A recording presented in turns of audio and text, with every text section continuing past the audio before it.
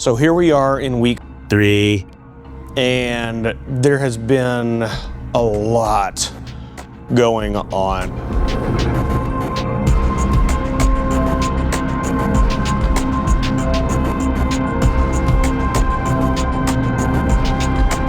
We're taking songs that we were thinking, yeah, let's go ahead and get them ready to record, and we're re-demoing them. The first major overhaul we've done on a song is Thagomizer. For those of you who don't know what a Thagomizer is, it is the tail end of a dinosaur that has the spikes on it, and that is one of the scientific names for it, thanks to Gary Larson in the Far Side comics. You'll have to look that up. The music was good on it.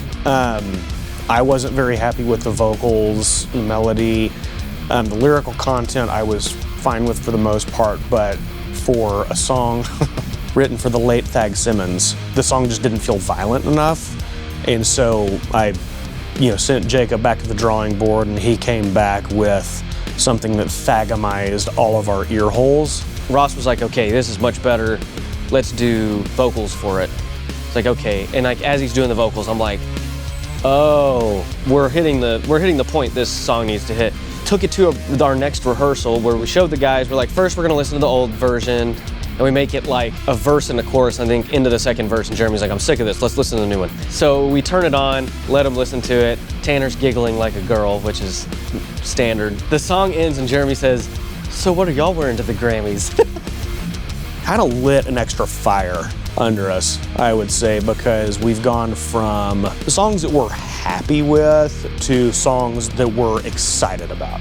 We lit another fire under ourselves and decided to go ahead and record Jacob's guitars for the song. Since we already had the project, it was ready to go, might as well get it done. So we got Jacob's guitar parts done on Thagomizer.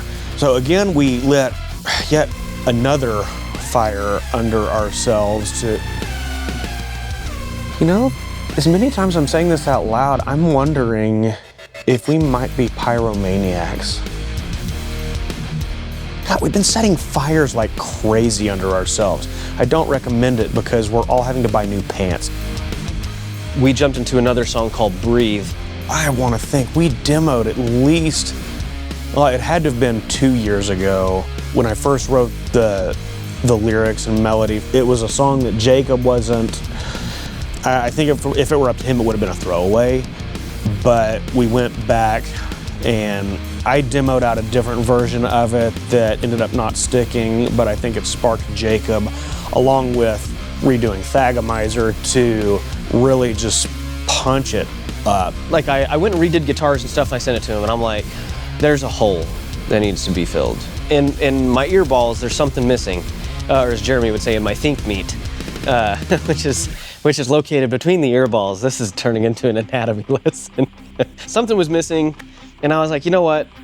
I love adding strings to things. We did them on, I think, The Last Goodbye. I think Evan put strings on The Last Goodbye, I think. And then also Everglade. So I was like, let's go to strings. That's like another tool in the arsenal. So I was like playing the strings, and I'm like, oh, I found it. So the essence of the song is still the same. Some of the elements still remain from the original, but I would say it's 1,000 times the song that it started off as. Sent it to the guys, and like I remember specifically Jeremy saying, yeah, I was thinking we needed a good ballad. And it's cool because like those kind of things to me say, hey, we are aligning on what we want for this record. The way Jacob and I work is when we're motivated to get things done, we know we have to do it while we're motivated. Otherwise, the motivation runs out and procrastination wins. There was a day where we've been talking about this album cover for months now. Ross presented us with an album name, and I felt like a crazy white girl. And the fact that I didn't have a pumpkin spice latte is crazy, because I think I spent like 3 hours in Hobby Lobby finding the art for the album. One of the things I wanted, and Jacob was on board immediately, was shooting it all practically. Minus some photoshopping work to get the name of the album actually on there. It's pretty much a practical album cover, which is always cool to me. I love it when people do really, really wild artistic things with album covers that are practical. I mean, like when you think about like Nirvana or Weird Al's take on it, which was Off the Deep End, they photographed those, they made them. Like, they didn't type a prompt. Ugh. And they're iconic. People will know, like, it's real. We did this for real. The album cover is fantastic. I've been a graphic designer for over 25 years. The other guys in the band have been doing media for a very long time. To not have any control in it, it was a little hard at first, but they're fantastic at what they do. I love the album cover. I like some of the ideas we have coming because of the album cover. I'd really love to see a backdrop that matches it. The album cover rocks. In the midst of all this, we just announced another show that we've been sitting on for several months, and with that show coming up, we wanted to have a couple of new songs ready. We're playing in Amarillo, Texas, or just south of it in Canyon, so while we could get away with just playing what we have, we're ready to release some new stuff. So with that, we figured it's probably time to start recording drums pretty soon. Jacob sent tracks to Jeremy to start workshopping them, putting his stamp on them. Then September 10th, we decided we're just gonna do this. So we spent half a day getting all the microphones set up, getting all the routing done within our hardware and our software going into the laptop. And we're actually recording this all in our rehearsal space this time. The only hitch with this is that it's getting hot out here. So we're only getting about half a day right now until the temperatures start to cool down. But my hope is we get all of his drums done before the temperatures start to cool down, and we just get it, I don't want to say get it over with, but get that part of the album done so we're that much closer to releasing it. So during that setup and us prepping all that kind of stuff, we got the news that Charlie Kirk had been shot. I'm not going to sit here and pretend that I followed him religiously on social media. I'd seen a few of his videos, but the fact that that's the political and the media climate that we live in it's hard, but as a parent, it's unimaginable. And that compounded with it being on the eve of September 11th, it just made it that much worse. We weren't sure if we were gonna record drums or not. I was ready to tell the boys, I'm out for a few days. I don't want to do this. Nothing was right. And I had tickets for my son and I to go to a concert that night that I almost backed out of because of the situations, and I ended up going, and I'm glad I did. The concert was phenomenal. 1,000 Below put on a fantastic show, and I got to spend really important time with my son who's away at college. It brought me back closer to where I should have been if I was gonna sit behind those drums and try to record music. The power of music it's real.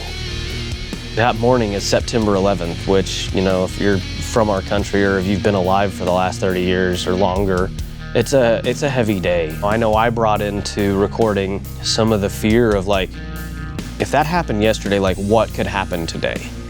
We started with Eviscerate because we've been playing it live already a couple times. I was very familiar with it.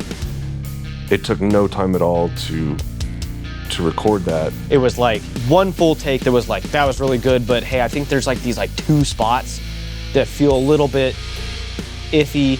Nailed that song, it was great. And then we went into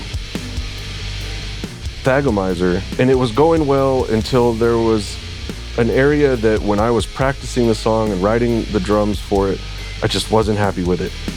And it didn't matter what I did, I hated it. It needed something. And while we're recording, I got really mad and basically stopped production. He literally hammered it for like 30 minutes straight on loop. And I could feel that he's getting frustrated and like part of me, because I'm like empathetic, I'm like, do we need to take a break? But I didn't want to say anything because these other guys just like aren't like that except for Tanner. He and I are the like big crybabies. After 30 minutes of messing with it and trying to get out of my head, trying to put myself in some other drummer's shoes, we completely changed where I was trying to go with it.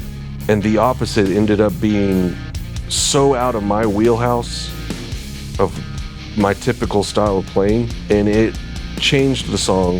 I feel like it lit something in me. I want to continue to think outside of the box, and it was because of those 8 counts that that whole song turned for me. I think, musically, Jacob really upped his game with this album, and Jeremy is really pushing things to another level. Day 2, we recorded Beldam, which hopefully is going to be one of our singles off of this album. I came in today to record Beldam not 2 minutes after the press conference about finding Charlie Kirk's murderer. But I came in here with a better attitude, ready to make some beautiful music. We had never played it together. I heard it once at a practice, and then I drummed through it maybe twice. And so it was almost a writing process today, but I knew where I wanted it to go because the whole feel of the song feels like some of my favorite artists and my favorite style of writing as far as rock music goes. This one took a lot more workshopping, and so that meant we needed to massage a lot more in the song, and it took us the whole morning to do it. And there were a couple of spots that took a little bit of time, nothing like yesterday. We got those ironed out. I think they fit perfect. We got some crazy stuff I couldn't have even imagined being in this song. Now that we're in it, I'm like, this is as good or better than Monsters. I cannot wait to hear how it sounds on the album. The crowdfunding is getting really cool because now we're all kind of like pinging ideas off of each other. Also with the help of you guys have given us some great launch points for what we want to do. We're getting that stuff nailed down, so when we're ready for the rollout, it hits and you guys are like, this is the package that I want, this is the tier that I want. We want to have that ready and, have it explosively hit you guys like diarrhea. I don't know why I said that. But in the meantime, follow us, send mass invites of our Facebook page to your friends, subscribe to our YouTube channel, share this stuff, because we're ramping up and it's only gonna be hitting harder and harder.